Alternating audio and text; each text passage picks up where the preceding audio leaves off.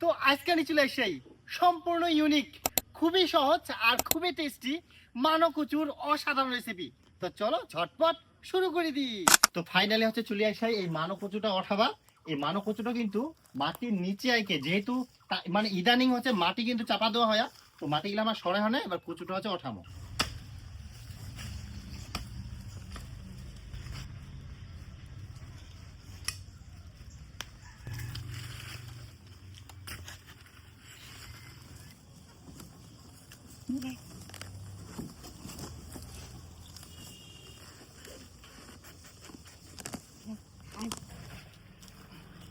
খুবই ভারী, কিন্তু এই মানো কচুটা বিশাল বড় হয়ে মোটা কত না, তো 10-12 কেজি তো হবেই।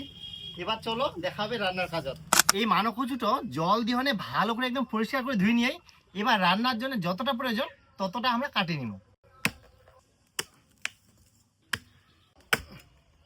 এই মানো কচু কিন্তু অনেক সময় হচ্ছে গলার ধরে, তো একদমই গলার ধরবে না। আমরা যেভাবে হচ্ছে নিকামো ঠিক সেভাবে তোমরা কিন্তু টিপসগুলো ফলো করবেন। যখন আমরা চেঁচা খান নিকামো সেই সময় কিন্তু একদম মোটা করে নিকতে হবে, ঠিক এরকম একদম খুবই মোটা মোটা করে নিকতে হবে, কিন্তু একদম খাল করে একদম মাংস বার করে দিতে হবে।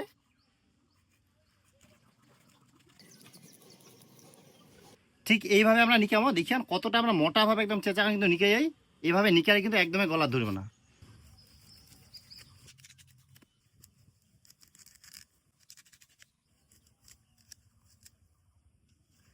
কচুটা কিন্তু ঠিক এইভাবে আমরা পিস করে নিব আলুর মতন।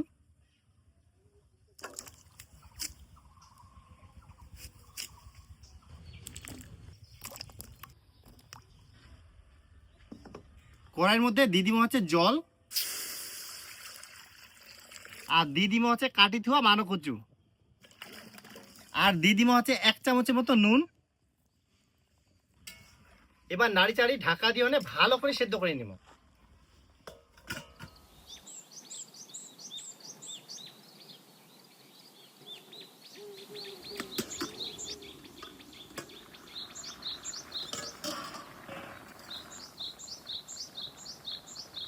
কচু কিন্তু একদম 100% ভালোভাবে একদম সেদ্ধ হয়ে গেলে এবার ওঠাই নিব।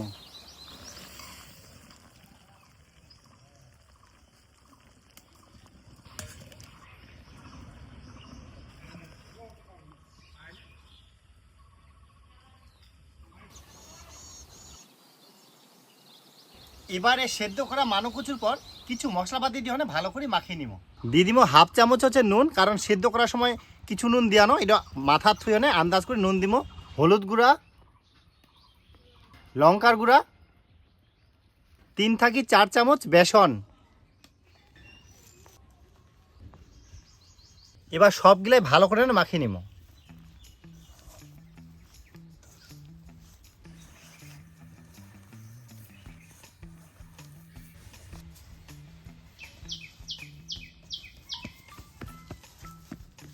মানো কচুটা কিন্তু একেবারে ময়দার ডোয়ের মতন খুব সুন্দরভাবে মাখিয়ে নিয়েই এবার কড়াই দিয়ে দিব হচ্ছে তেল।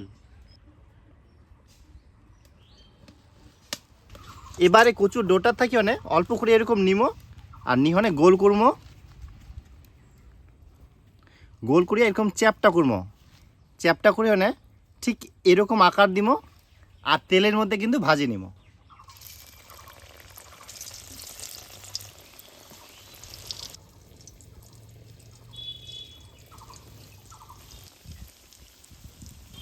এবার ভালো করে আবার উল্টায় পাল্টায় চারিদিকে ভাজি নিব।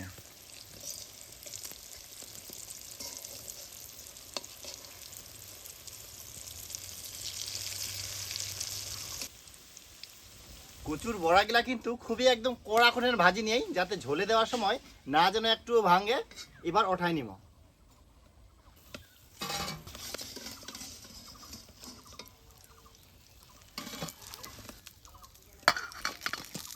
একইভাবে সব বড়াগুলাই ভাজি নিব।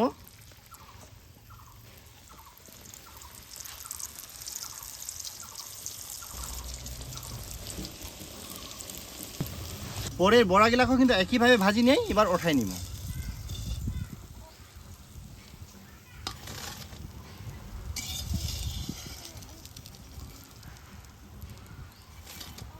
আবারও ওই কড়াইতে দিয়ে দিব হচ্ছে সরিষার তেল।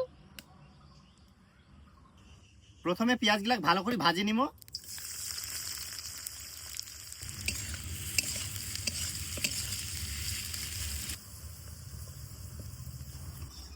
এবার জিরো না দিলেই না হয়, সেটা হচ্ছে টমেটো কুচি দিয়ে দিব। এবার টমেটোগুলো যতক্ষণ না গলে ততক্ষণ ধরে আমরা অপেক্ষা করব। এবার অবশেষে সঠিক সময় চলে আসিয়া এবার দিয়ে দিব হচ্ছে মশলাপাতি। শুকনো লঙ্কা, জিরা, আদা আর রসুন একসঙ্গে বাটা দিয়ে দিব, আর লাল লঙ্কার গুঁড়া আর হলুদ গুঁড়া, আর দিব সামান্য জল যাতে মশলা তলাবেতি না নাগি ধরে।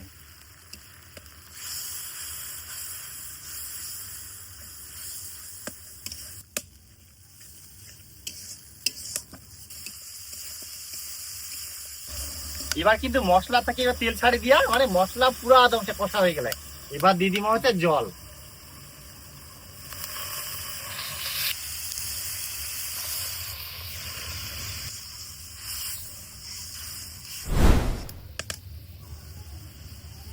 ঝোল কিন্তু একদম ফুটে উঠিয়া এবার দিয়ে দিব হচ্ছে মানো কচুর বড়া।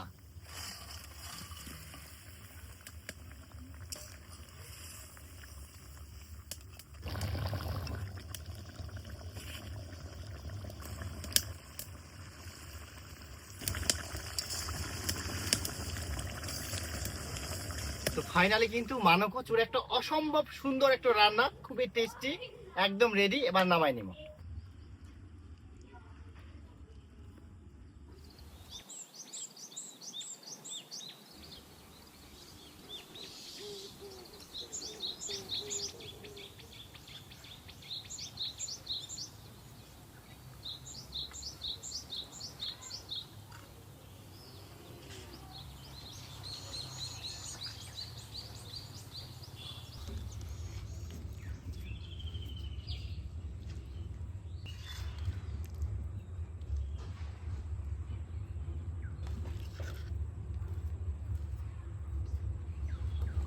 তো এবার এই মানো কচুর ইউনিক রেসিপিটা ট্রাই করার পালা।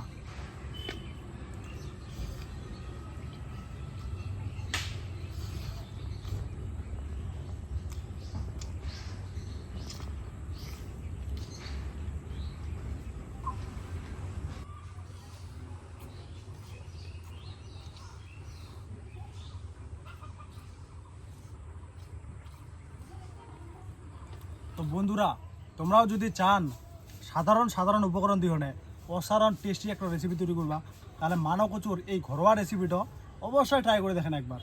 দারুণ টেস্ট আর বানাইতেও খুব সহজ। তো ভিডিওটা ভালো লাগলে বেশি বেশি করে শেয়ার করবেন আর সাবস্ক্রাইব করি আমার পাশত থাকবেন।